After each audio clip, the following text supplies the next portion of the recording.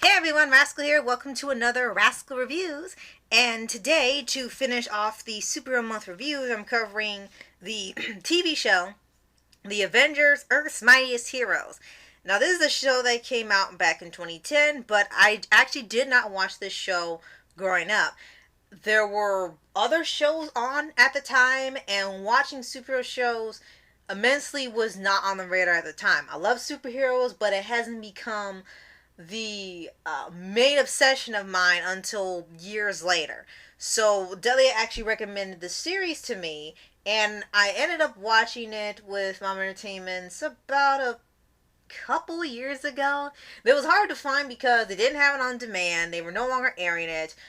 There was no DVD of this, I don't think, which makes no sense. I mean, there are DVDs, but they kind of broke up the episodes for a while, and I never even knew there were a complete series edition. They had the first two seasons out separately, and then both seasons out on DVD. Never even knew about it until years later, which kind of sucks because I would have loved to have owned this back when it was first out. But I can always get it now.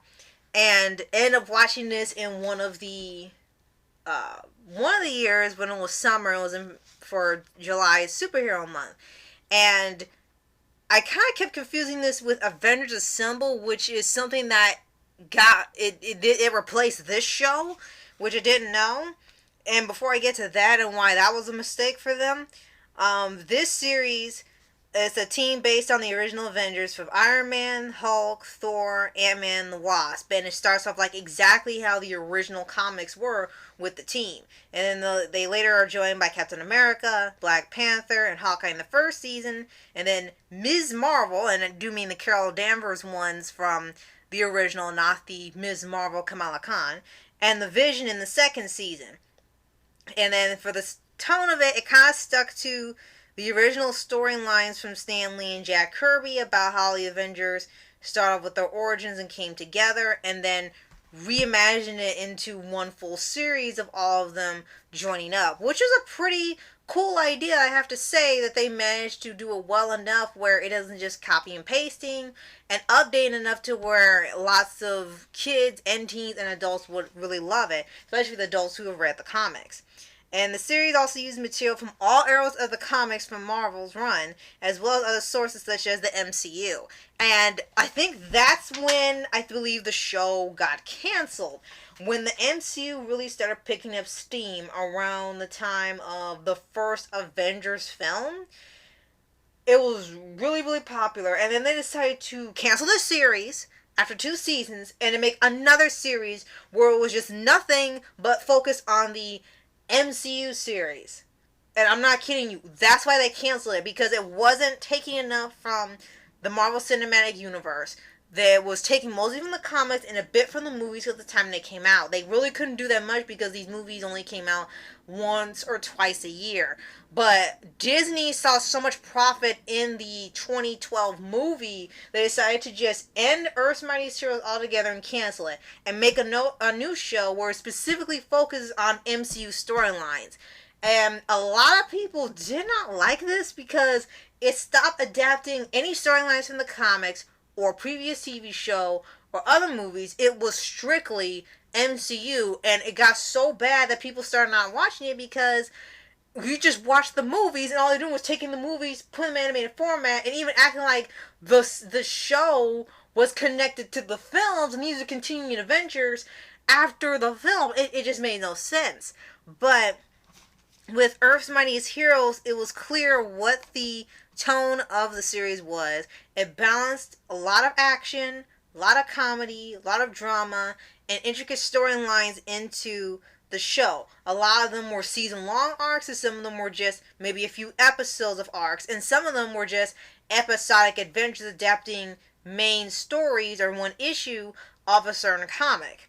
Like, one of the biggest ones they had, besides the Kang, I think it said was the Kang?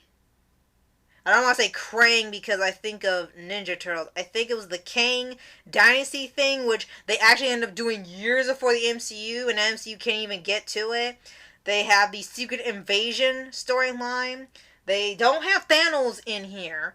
They have Ultron, so they actually have the Age of Ultron type storyline in here. Thanos does not appear at all, so it's instead Kang. The Kang storyline's in here. Secret Invasion, which ended up being its own series with Samuel Jackson later. The Yellow Jacket story arc where Hank Pym fakes his death and becomes Yellow Jacket, goes from Ant-Man to Yellow Jacket and loses his pacifist personality. They had one was called the New Avengers, which were heroes from other teams coming together to find the Avengers. They were trapped in a temporal void, and it was Spider-Man, War Machine, Wolverine, Iron Fist, Luke Cage, and The Thing. Yes, that's quite a selection. And they come together to find the Avengers and free them from Kang. It is Kang the Conqueror. Okay, good. And almost every episode is based off of something from the comics. It's either a graphic novel, an original comic from one of the characters, MCU movie with one storyline, or one event in a comic. Now they don't go all over the place. They don't really kind of mix it up. They just try to find episodes that would really fit a storyline and the flow.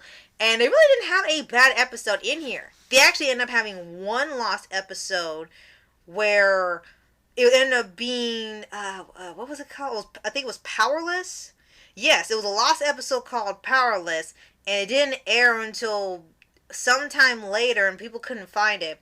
Where the Enchantress takes away the powers of Thor, Captain America, and Iron Man, and they're all normal citizens, and they have to find a way to defeat her without the use of the armor, the super soldier serum, or the hammer.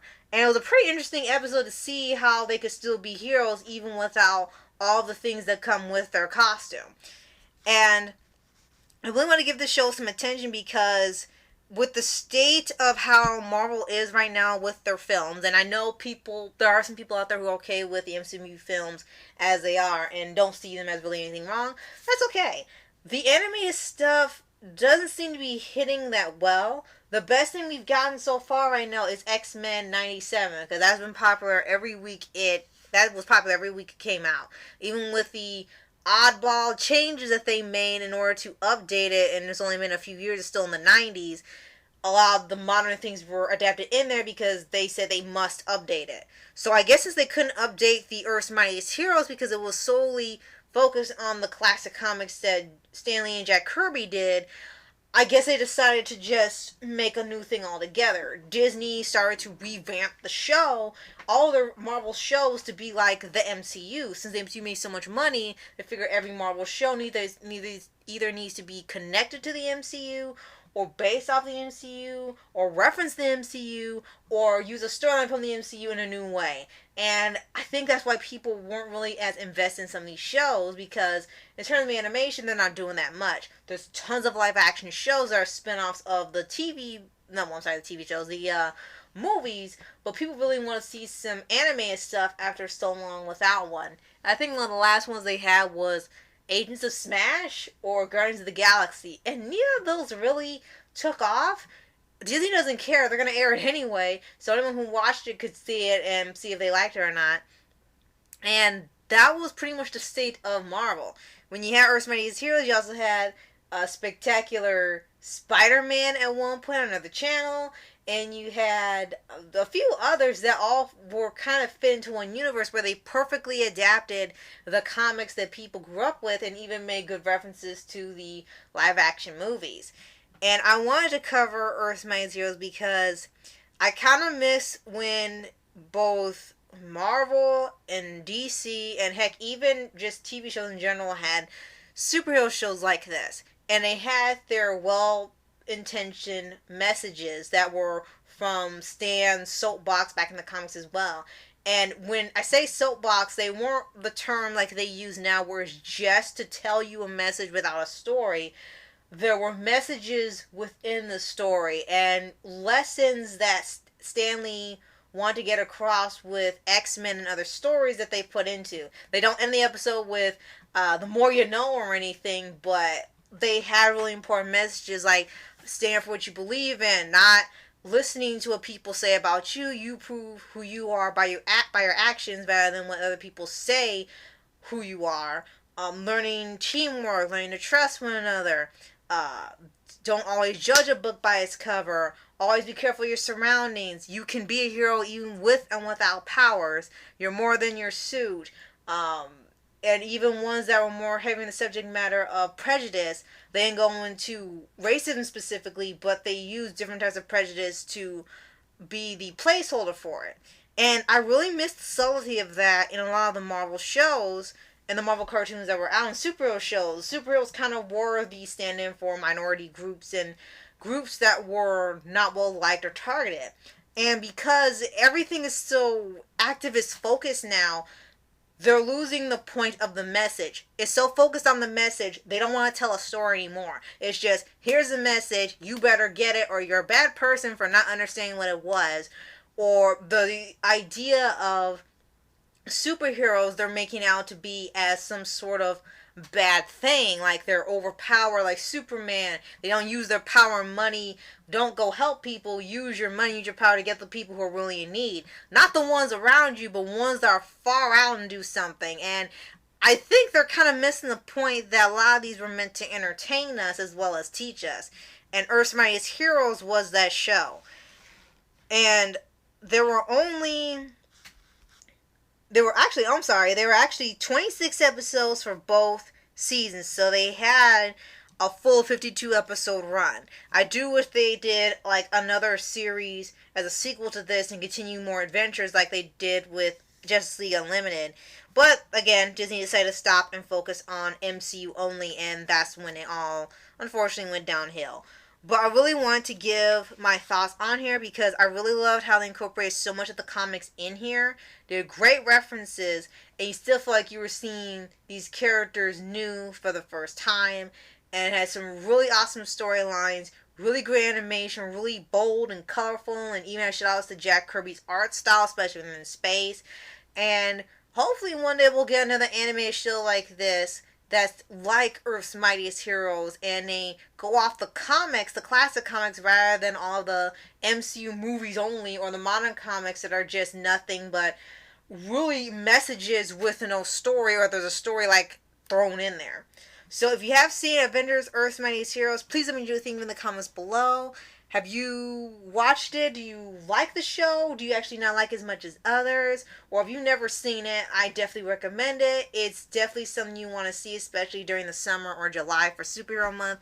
As what I usually do, check out a superhero show to watch all month long, or two if I end up finishing it before the month's over. And if you have any suggestions you want to give for future Superhero Month reviews, please let me know in the comments below, and I'll keep them in mind to do next year. Or heck, I can even cover some later this year, have nothing to do with July. So, thank you so much for watching, and I'll see you guys next time. Later.